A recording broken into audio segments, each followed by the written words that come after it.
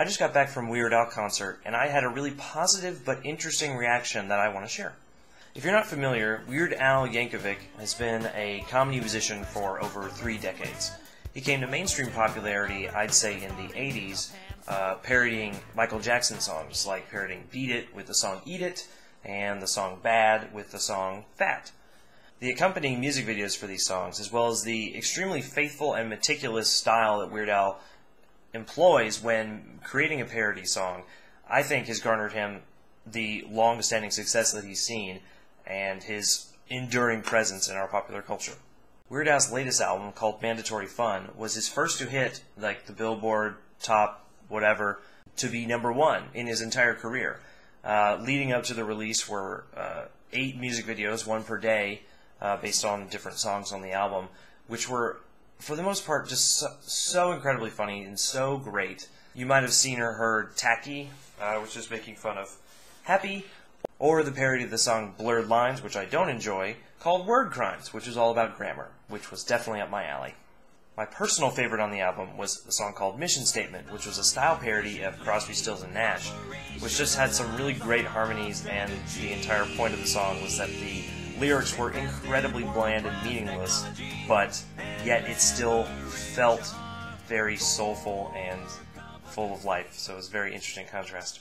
So what is this reaction I was talking about when I went and saw him this evening? The way I would describe it is a kind of emotional culmination of having his presence throughout, I'd say, over half of my life.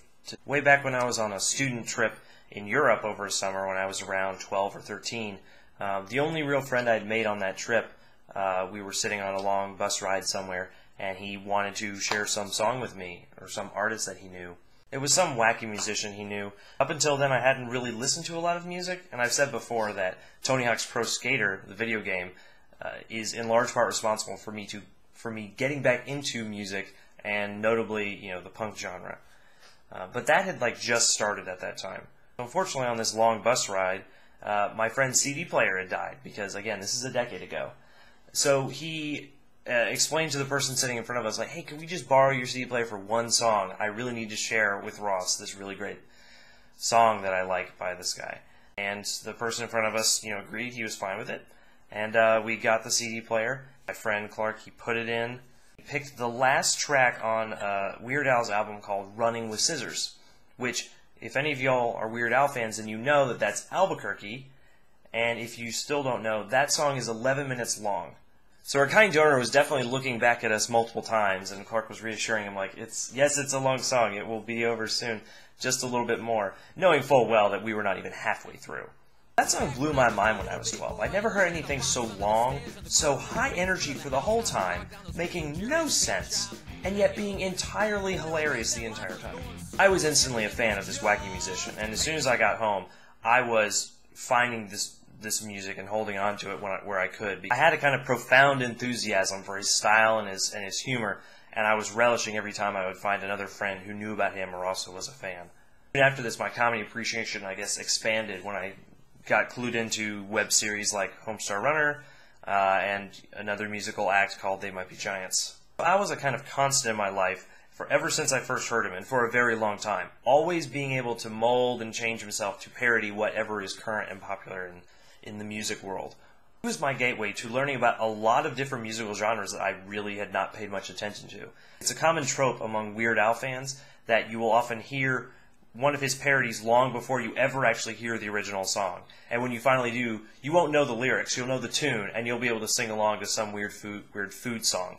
So it's with both of those things, both Al's climb to the peak of his career and the outpouring of love that was being shown to him when his album released and those videos came out, and in this concert space, as well as my own personal experience with him being this enduring presence in my entire life, introducing me to so much and making me laugh for years and years and years, that this emotional moment I'm talking about was occurring. I know it seems silly to feel emotional or have tears welling up when you see Weird Al performing his first song, when he is being filmed leaving his dressing room, singing the song Tacky, and slowly sauntering and dancing his way up onto the stage to actually start the rest of the show. But that was what I was feeling.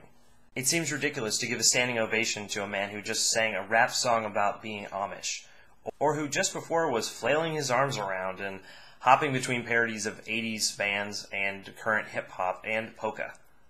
But it's not about taking those individual moments so seriously. It's about expressing how much he mattered in my life, as well as making people laugh from the 80s on, that's what matters. When I'm applauding, it's for how amazing it is that he's still going, that he's switching out costumes nearly every other song to give the full authentic experience to every single one of his parodies, to be able to properly make fun of and celebrate Devo, Nirvana, Lady Gaga. Another surprising reaction I got from a musical comedy act was from his song Lame Claim to Fame.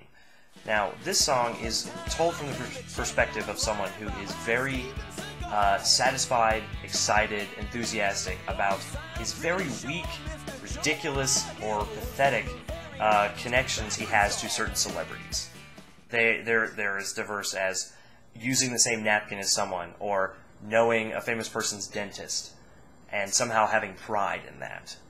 This is both ridiculous, but also you can entirely imagine someone who's like this. So I actually do think it's kind of relatable, and within my own life, I have to fight against this pull to be satisfied with being around people who are amazing, because I really am. Like, all the time I'm seeing people who are doing incredible things, and I have to not be okay with just knowing incredible people, but also trying to be an incredible person myself.